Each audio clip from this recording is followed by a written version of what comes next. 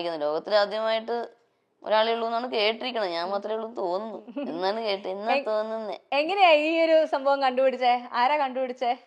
എനിക്ക് 15 വയസ്സുള്ളപ്പോൾ എന്റെ കോ ബ്രദർ ചെന്നൈയിൽ നിന്ന് വന്നായിരുന്നു. അദ്ദേഹത്തിന്റെ പേര് വിനോദ് എന്നായിരുന്നു. അപ്പൊ അദ്ദേഹം എപ്പോഴും കളി സാധനങ്ങൾ നിർമ്മിക്കുമായിരുന്നു. അപ്പൊ കളി വീണ നിർമ്മിച്ചു. അതിൽ ആദ്യം ടങ്കീസ് ആയിരുന്നു, പിന്നെ ഒരു കമ്പി ഉപയോഗിച്ച് പ്ലാസ്റ്റിക് ബോട്ടിൽ ഉപയോഗിച്ച് നിർമ്മിച്ചു. അപ്പോൾ ഞാനാണ് അതിൽ സപ്തസ്വരങ്ങളൊക്കെ വായിക്കാൻ തുടങ്ങി. അച്ഛനോട് അമ്മയോട് സ്പൂൺ എടുത്തോണ്ട് വരാൻ പറയും. സ്പൂൺ കൊണ്ട് ഉരച്ച്, spoon, screw driver, test tube, പല സാധനങ്ങൾ പരീക്ഷിച്ച് അപ്പൊ അങ്ങനെ വായിച്ചു തുടങ്ങി. അപ്പൊ 1997 നമ്മുടെ സ്റ്റേറ്റ് സ്കൂൾ ഫെസ്റ്റിവലിന് ക്ലാസിക്കൽ മ്യൂസിക്കിന് 1ാം സ്ഥാനം ലഭിച്ചു. അപ്പോൾ കുമ്മനം ശശികുമാർ സാറ് ഗായത്രി തമ്പുരു സമ്മാനം നൽകി.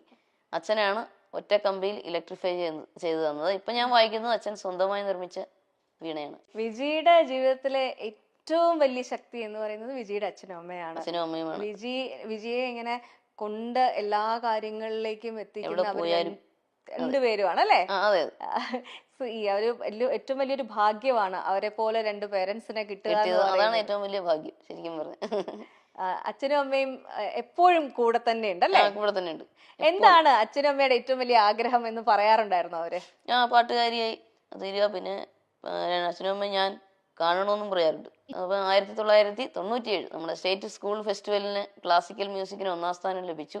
അപ്പോൾ കുമ്മനം ശശികുമാർ സാറ് ഗായത്രി തമ്പുരു സമ്മാനം നൽകി. അച്ഛനാണ് ഒറ്റ കമ്പിയിൽ ഇലക്ട്രിഫൈ ചെയ്തു തന്നത്. ഇപ്പൊ ഞാൻ വായിക്കുന്നത് അച്ഛൻ സ്വന്തമായി നിർമ്മിച്ച വീണയാണ്. വിജിയുടെ ജീവിതത്തിലെ ഏറ്റവും വലിയ ശക്തി എന്ന് പറയുന്നത് വിജിയുടെ അച്ഛനും അമ്മയാണ്. അച്ഛനും അമ്മയുമാണ്. വിജിയെ ഇങ്ങനെ കൊണ്ട് എല്ലാ കാര്യങ്ങളിലേക്കും എത്തിക്കുന്ന രണ്ടുപേരുമാണ് അല്ലേ? ഈ ഒരു ഏറ്റവും വലിയൊരു ഭാഗ്യമാണ് അവരെ പോലെ രണ്ട് പേരൻസിനെ കിട്ടുക. അതാണ് ഏറ്റവും വലിയ ഭാഗ്യം ശരിക്കും പറഞ്ഞു. അച്ഛനും അമ്മയും എപ്പോഴും കൂടെ തന്നെ ഉണ്ടല്ലേ? കൂടെ തന്നെ ഉണ്ട്. എന്താണ് അച്ഛനും അമ്മയുടെ ഏറ്റവും വലിയ ആഗ്രഹം എന്ന് പറയാറുണ്ടായിരുന്നു അവര്? പാട്ടുകാരിയായി തീരുക, പിന്നെ അച്ഛനും അമ്മയും ഞാൻ കാണണമെന്നും പറയാറുണ്ട്. അത് പ്രധാനമായിട്ട്. നല്ലൊരു ജീവിതം ഉണ്ടാകുക, ഇതൊക്കെ തന്നെ. സംഗീതത്തിൽ എത്ര എത്തിക്കാമോ അത്ര എത്തിക്കുക എന്നുള്ളതാണ്. നമ്മളെ അച്ഛനമ്മമാര് നമ്മളെ നോക്കുന്നത് പോലെ വേറെ ആർക്കും ചെയ്യാൻ പറ്റില്ല എന്നുള്ളൊരു സംഭവമുണ്ട്. ഈ അച്ഛനമ്മയും കൈ പിടിച്ച് കൊണ്ട് നടക്കുന്നതിനൊപ്പം അവരും ഒരു എന്താ പറയാ, വിജിയുടെ കൈ ഒരാളെ പിടിച്ച് ഏൽപ്പിച്ചിരുന്നു സന്തോഷത്തോടു കൂടി. പക്ഷെ നമ്മൾ വിചാരിച്ചതുപോലെ എല്ലാ കാര്യങ്ങളൊക്കെ. അതിനെപ്പറ്റി പറയാൻ വിഷമമുണ്ടെങ്കിൽ വേണ്ട. എന്തിനാ വെറുതെ. ഇപ്പൊ അദ്ദേഹം അദ്ദേഹം ഇങ്ങനെ അറിഞ്ഞിരിക്കുന്ന അദ്ദേഹം വേറെ വിവാഹിതനായി ജീവിക്കുമല്ലേ, നമ്മളായിട്ട് വെറുതെ. അങ്ങനെയാണ് മാമനൊക്കെ പറഞ്ഞത്. അദ്ദേഹം എന്ത് ചെയ്യുന്നു എന്നുള്ളത് നമ്മൾ വിട്ടേക്കാം. അത് വിട്, അത് നമുക്ക് വിടണ്ടല്ലോ. അപ്പൊ കേട്ട് ആ ഒരു എന്താ പറയാ, ജീവിതത്തിന്റെ യാത്രയിൽ നമ്മളോടൊപ്പം വന്ന് ചേർന്ന വ്യക്തി നമ്മളെ മനസ്സിലാക്കിയില്ല എന്നുള്ളൊരു വിഷമം ഭയങ്കരമായിട്ടുണ്ട് അല്ലേ? അതുണ്ട്. നമ്മുടെ ദുഃഖം എന്താണെന്നോ എന്താണ് വിഷമമെന്ന് മനസ്സിലാക്കാതെ പെരുമാറുക. അച്ഛനും അമ്മയും പാടില്ല, അവരൊക്കെ അകറ്റുവാൻ നോക്കുക അതായത് എല്ലാം ഒറ്റയ്ക്ക് എല്ലാവരെയും കൂടെ അച്ഛനും അമ്മയും മാത്രമല്ല എല്ലാവരെയും അകറ്റാൻ നോക്കിയത് നമ്മൾ സമ്മതിച്ചില്ല. സാധാരണ പെൺകുട്ടികള് ഇത്തരത്തിലുള്ള എന്താ പറയാ പ്രശ്നമുള്ള സാഹചര്യങ്ങളിൽ പെട്ടുപോയി കഴിഞ്ഞാൽ അതിൽ നിന്നും പുറത്തു വരാൻ ഉള്ള ധൈര്യം ഉണ്ടാവാറില്ല. പക്ഷെ വിജി സത്യത്തിൽ ഒരു വലിയൊരു പ്രശ്നത്തിൽ നിന്നും രക്ഷപ്പെട്ട് കരകയറി എന്നാണ് ഞാൻ വിശ്വസിക്കുന്നത്. ആ ധൈര്യം എങ്ങനെ കിട്ടി? അത് പണ്ടേ എനിക്ക് അങ്ങനെ വാശിയുള്ള സ്വഭാവം. എന്താണെങ്കിലും നമുക്ക് ഇഷ്ടമില്ലാത്തെന്ന് പറഞ്ഞാൽ എന്തൊക്കെ നിർബന്ധിച്ചാലും നമ്മള് ചെയ്യൂല. അപ്പൊ ആ വാശി ഞാൻ അവിടെയും കാണിച്ചു. അത് തന്നെ വിജിയെ അകറ്റാൻ ശ്രമിച്ചത് വിജിയുടെ ഏറ്റവും പ്രിയപ്പെട്ട പാരന്റ്സിൽ നിന്നും അതേപോലെ തന്നെ വിജിയുടെ സംഗീതത്തിൽ നിന്നും കൂടിയാണല്ലേ? എല്ലാം കൂടെ. പാരന്റ്സിനെ അകറ്റുമ്പോൾ നമ്മുടെ സംഗീതത്തിനെയും ബാധിക്കുമല്ലോ. നമ്മുടെ മനസ്സിന് വിഷമം വരുമ്പോൾ സംഗീതത്തെയും ബാധിക്കും. പിന്നെ പുള്ളിക്ക് മിണ്ടിയ ദേഷ്യമൊക്കെ അങ്ങനെയൊക്കെ ആയിരുന്നു.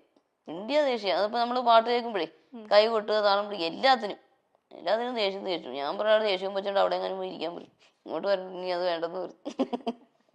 ഈ ഒരു സ്പിരിറ്റ് സത്യം പറഞ്ഞു കഴിഞ്ഞാൽ നമ്മളെ ഒത്തിരി ബുദ്ധിമുട്ടിലൂടെ കടന്നു പോകുന്ന ദാമ്പത്യത്തിൽ നിൽക്കുന്ന ഒരുപാട് പേർക്കൊരു ഇൻസ്പിറേഷൻ ആവട്ടെ. കാരണം നമ്മുടെ ലൈഫ് മൊത്തത്തിൽ ഒരാൾക്ക് അടിയറവ് പറഞ്ഞ് കീഴടങ്ങി കൊടുക്കേണ്ടതല്ല. പറ്റില്ല, പ്രശ്നമാണെങ്കിൽ പുറത്തു വരാനുള്ള അത് തന്നെ ഊർജ്ജം മറ്റുള്ളവർക്ക് ഉണ്ടാവാൻ വേണ്ടിയിട്ടുള്ള ഒരു ഇൻസ്പിറേഷനും കൂടിയാണ് കേട്ടോ വിജി. അതെ, പിന്നെ അല്ലാണ്ട് അങ്ങനെ കീഴടങ്ങേണ്ട ആവശ്യം എന്താ? അതിന്റെ ആവശ്യമില്ല. ലൈഫിലെ ഏറ്റവും വലിയ പ്രേരണ എന്താണ്? പ്രേരണ അച്ഛനും അമ്മയുടെയും പ്രോത്സാഹനം. ഇതൊക്കെ തന്നെ അച്ഛൻ്റെ അമ്മയുടെയും പ്രോത്സാഹനമാണ്. പിന്നെ ഇത് നമ്മുടെ സ്വന്തം ഇഷ്ടപ്രകാരം ആരും പറഞ്ഞിട്ടല്ല കേട്ടോ. അച്ഛനും അമ്മയൊന്നും എന്നാ നീ വേണ്ടാന്ന് പച്ചക്കൊന്നും പറഞ്ഞിട്ടില്ല. കാരണം നിന്റെ തീരുമാനമാണ്, നിന്റെ ജീവിതമാണ്, നീ ആലോചിച്ച് തീരുമാനിക്കുക. എല്ലാരും അങ്ങനെയാ പറയുന്നത്. നല്ലൊരു ധൈര്യം മനസ്സുണ്ടാവുക എന്ന് പറയുന്നത് വലിയ കാര്യമാണ് കേട്ടോ. അതെ, അതാരും പറഞ്ഞിട്ട് ചെയ്തതല്ല. അങ്ങനെ ഒരു ധാരണയൊക്കെ പുള്ളിക്കൊക്കെ എല്ലാവർക്കും ഉണ്ട്. ഞാൻ പറഞ്ഞിട്ടാണ് ഒന്നുമില്ല. അല്ല നമ്മള് എന്താ പറയാ, നമുക്ക് നല്ലത് പറഞ്ഞു തരുന്നവരുടെ കേട്ട് കഴിഞ്ഞാലും കുഴപ്പമില്ലല്ലോ. തെറ്റൊന്നും ഇല്ലല്ലോ. പറഞ്ഞു എന്ന് വെച്ചാൽ